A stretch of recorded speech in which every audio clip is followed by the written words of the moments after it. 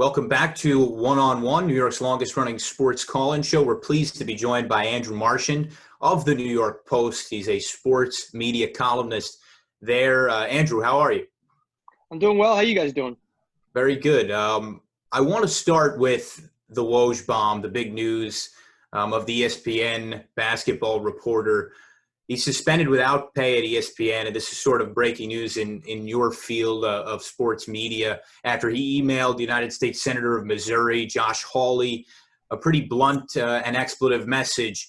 I'm curious your perspective on this. What do you make of a bizarre situation like this? And you think ESPN's reaction to suspend him is sort of a slap on the wrist? I know they're getting some criticism for not being hard enough. Well, it's Woj, so I think you have to take that into consideration. He's the biggest NBA insider in the game, and so there's going to be different rules for him as opposed to someone else. If it was a lesser person in the company, could they be fired? I think so. I mean, he did say "F you," and he wasn't talking about Fordham to a United States senator, regardless if he felt like the senator was kind of a bad actor and just sort of trying to rile things up and not really looking to address an issue. That doesn't really matter. But he is Woj, and so he got 2 weeks. That ESPN hasn't announced it yet. I've reported it. Some other places have as well. I don't know about the 2 week part, but that's the number. Yeah, I think the fact that he is who he is and he has that equity has helped him. Andrew, it's a pleasure to have you here on One-on-One. And obviously before the suspension, Woj was expected to go down to Orlando. I just want to get your thoughts as a reporter. Can you just imagine the type of maybe mentality a reporter or a journalist has to have going down to that bubble, knowing that they are going to be quarantined, that they have to stay in their hotel room for 7 days? How would you go about that if you were sent down for that assignment in Orlando? Well, I did cover the Mets back in 2000 and 2002, and their spring training is in St. Lucie. And so that might be harder. I'm kidding around. St. Lucie isn't that bad. It's actually built up, I think, over the years, but back then it wasn't a lot to do. Yeah, I think it's difficult. I mean, I think the big thing for everybody now as we try to get back to normalcy, especially around here, is trying to stay healthy, trying to make the right decisions. And the bubble is protected. The players are more protected than the media is, even though I do think it's probably a safe environment. We all know what's going on in Florida right now. It's exploding like New York did a couple months back. So I think that it's disconcerting for people who are going down there, but I also think people are eager to work, and there's a responsibility felt that when it's your assignment and it falls on you, that you want to be there if you are. The issue, though, is that I don't know if there'll be that much media there because the NBA has made the charge $65,000 to participate, and the access isn't great. So it's a tough decision, I think, for bigger newspapers, especially if your team is there and they are contenders, then I think you probably do it. But if not, I think especially in where the economy is, you might take a pass, and because the access isn't great. Players are in a different they're in a different sphere of the bubble, and so it's not like you're just going to be running into them and being able to talk to them for 6 feet and all that other stuff. But just the access will not be that great even if you're there. Sticking on ESPN and moving toward their radio work on ESPN New York, it's sort of our area with WFUV on the radio usually, now on Zoom. But Golic and Wingo is ending at the end of the month, which marks the first time without Mike and Mike in that morning slot on ESPN. What leads ESPN to move on from Mike Golic and Trey Wingo, and what are they hoping for out of their new trio in the morning? Well, a couple of things. Number one is that after Mike Greenberg left, they brought Trey Wingo in to replace him, and it really hasn't worked. The show just lacks energy. Golic's son as well, Mike Golic Jr. is also on the program, and it didn't work. The other problem was Trey Wingo didn't want to do it after he filled in a lot over the years, but with the daily assignment, it is a little bit of a grind, and not a little bit, a lot of people are not going to be able to relate. You're talking about sports, but it is at 6 a.m. and you say, well, I get up for my job at 6 a.m. Well, you have to get up at 4, and not only do you have to be up though, you got to Right. be on. You're not just going and drinking coffee at 6 a.m. or just getting to your desk. Right. You are on live national radio and TV, so you got to be on. So he didn't enjoy that, so he made that clear. So he wanted to get out, and then but it's bad timing. I don't know what's going to happen to Trey at ESPN, because there really doesn't seem to be that many opportunities for him. Maybe they'll create something because he's been there a long time. But yeah, the show didn't work. Now they're bringing in Zubin, Keyshawn, and Jay. And Keyshawn's the headliner. Jay Williams has a chance to maybe be in the big opinion guy, and Zubin's going to be the orchestrator of the whole thing. Will it work? I mean, the industry is very doubtful, does not really like it, people in the industry. But I think my major issue with it is who's the radio person in there. Now, I know it's a TV show as well, but it's not SportsCenter. So you can't really treat it like SportsCenter and just have someone just sort of teeing everyone up. It has to have engagement, especially now. You see, the thing is, when Mike and Mike came up, and you guys are a little young for this, you kind of grew up on the internet and podcasts and all that other stuff, which we've all adapted to. But back in the day, before all that, Mike and Mike, they're competing with FAN. At that point, it was IMUS, at least in New York and around the country. They didn't really have as much competition. So as I wrote the other day, is that Mike and Mike, you didn't have to hear what they had to say, but if you did, it was an enjoyable listen. It was good enough. I related it to Applebee's, and so how it worked in a lot of markets. Right. Would Mike and Chris work in a lot of markets? I'm not sure. They work in some markets maybe, but if you look at like Howard Stern, he had more of a city appeal, LA, New York, some others, but maybe not as much the Midwest and some other places. So I think that was the key to Mike and Mike, but also lack of competition was helpful for them as well. And Andrew, one of those changes that are happening in ESPN will be with the Levitar Show. Dan Levitar, one of my favorite shows on radio, is going to be an hour less now. Do you believe it's worth it? I mean, obviously we know ESPN wants to bring a fresh new lineup. They want to bring new personalities in and promote these new shows. But do you think it's worth it to cut an hour of maybe one of your most popular radio shows in the country in order to bring these other shows a little bit more prominence? So I think there is a difference between being a popular show and being successful on radio, just terrestrial radio. So I think if you look at the Levitar Show, the reason, like I would presume you like it, you get it. It's funny. There's a lot of inside jokes. It's not as much about sports. It's just sort of a good hang. But when you think of ESPN Radio around the country and all these markets that they're in, all these affiliates that take these shows, not everyone can listen all day. Like you probably, I would think their biggest listeners listen longer on average than maybe to other shows because, the segments build on themselves. They're longer. But ESPN Radio really is, I'm in the car for 10, 15 minutes. I put it on because I want to get my sports picks. Again, that was the key to Mike and Mike. That's not really what the Levitar Stugatz show is. And it does work well or better in a digital form. How do you watch it? Do you watch it digitally or on radio? Either way, either on sometimes on ESPN, I'll listen to it, or on the podcast. Depends how I can get it. Gotcha. Okay. So I do think the show works and there's an audience. I just don't know in that larger sphere of what they're trying to do, it really works because of like in different markets. It doesn't clear in New York. It doesn't clear in LA. And so, that's a problem. So that's why they're moving on from it. I can't imagine a national broadcast is easy. That puts ESPN and their talent in a difficult place to begin with.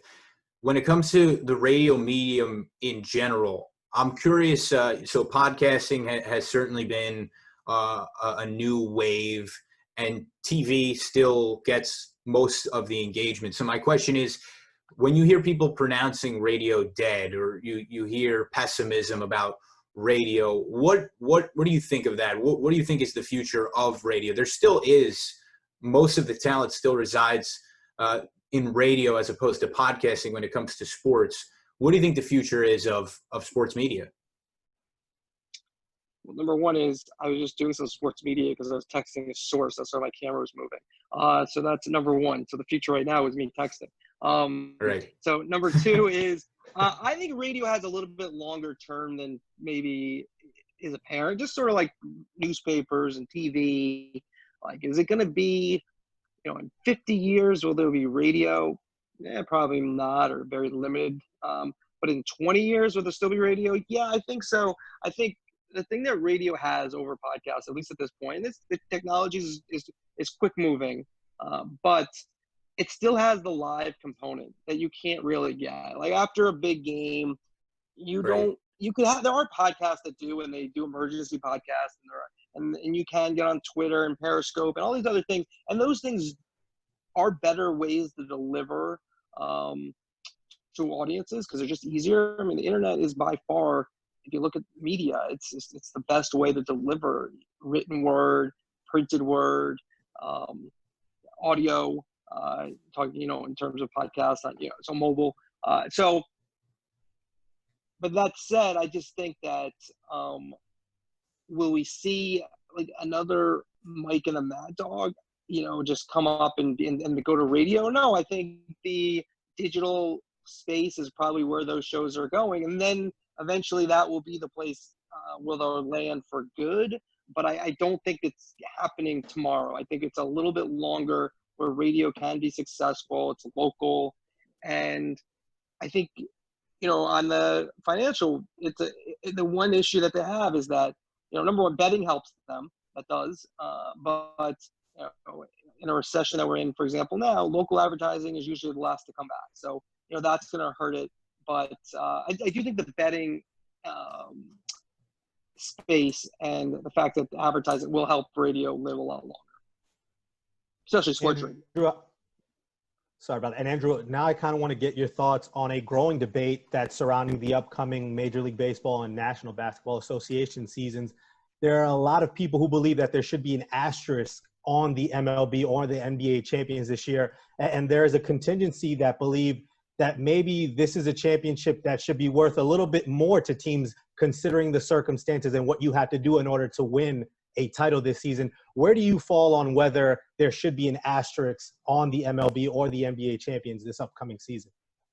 Yeah, this is why I'll probably never be like on First Take because the way I look at it, if you're a fan, you're going to enjoy a championship. Is it the same as if you played 162 or if the NBA season was 82 straight and, normal? It's not the same, but I think if we're lucky enough to have sports actually go through successfully and we get all these sports, I think it's going to be pretty amazing. I think we're going to enjoy it. It's going to be different, of course, because of the non-fans, and that's where I think TV is important because the way they present the events can make it feel bigger in these closed environments without a crowd. So to answer your question, to me, is there an asterisk? Maybe, but like if I'm a fan of a team, like who cares? I don't know. And that's why I'll never be on those shows because I just can't get so mad. There are issues that I can get really mad about and into and passionate about, but the idea that if there should be an asterisk or not on the season, if you win the championship, baseball a little bit, 60 games is not the same. But if the Yankees win the World Series this year, are we going to count it as number 28 or not? I mean, I think we are, right? Yeah. Oh, wait, it would be 29. Whatever. Maybe it'd be 29. Whatever the next one, what are they at? 28. Yeah. 28. They're at, 28. So it would be 28. So, I think that you're going to count it at 28. I don't think because I think you can make an argument the Yankees are the best team, and so yes, they didn't get the full 162, but then if they survive the playoffs, I don't know. I don't feel like you're going to feel like they don't deserve a parade. Now I'm not sure if they'll get a parade, of course, because of the circumstances, but not because it's not a championship, just because of COVID. So baseball is a 60-game season. Football, I think it's fair to say that there's at least a possibility that football can't stage a season. If that happens, looking at the figures that these television networks pull in on football, it's their cash cow, and 41 of the top 50 rated programs last year were football games. This is I'm trying to wrap my head around how sports media survives the loss of a football season. Is that something you've thought about? What's your outlook on the potential for an NFL season and how that could be could dramatically shake things up in sports media? I don't want to think about it. Quite honestly, for everybody involved, including myself and our newspaper and our website, right. Yeah, it would be bad. It would be really bad if there's no leagues. It would be bad for the leagues. It would be bad for the players. It would be bad for everybody. And this COVID. There's a lot of shames to this pandemic. Sports is further down the line. Right. But the but the sports could be harmed, very greatly if they're not played this year and they can't get, because you lose a season. There's so many downfalls. So let's just hope not. If it does happen, these owners are going to survive. The players are going to survive. I mean, there's people with much bigger struggles. But the thing that concerns me is if we can't play sports, right? What does it say that's going on in the larger issues in society, for school, for regular jobs, for the economy? And so it's not, I mean, it is sports, but it's also just the overall impact if we can't pull that together of, how bad that is for the rest of our country. Andrew, one of my fears for this 60-game Major League Baseball season is the fact that we know that the MLB is looking for a younger demographic. They're looking to attract younger fans. And my thing is, I think the younger people have a short attention span. So perhaps a 60-game season, the younger demographic might embrace that and maybe start clamoring for shorter seasons moving forward.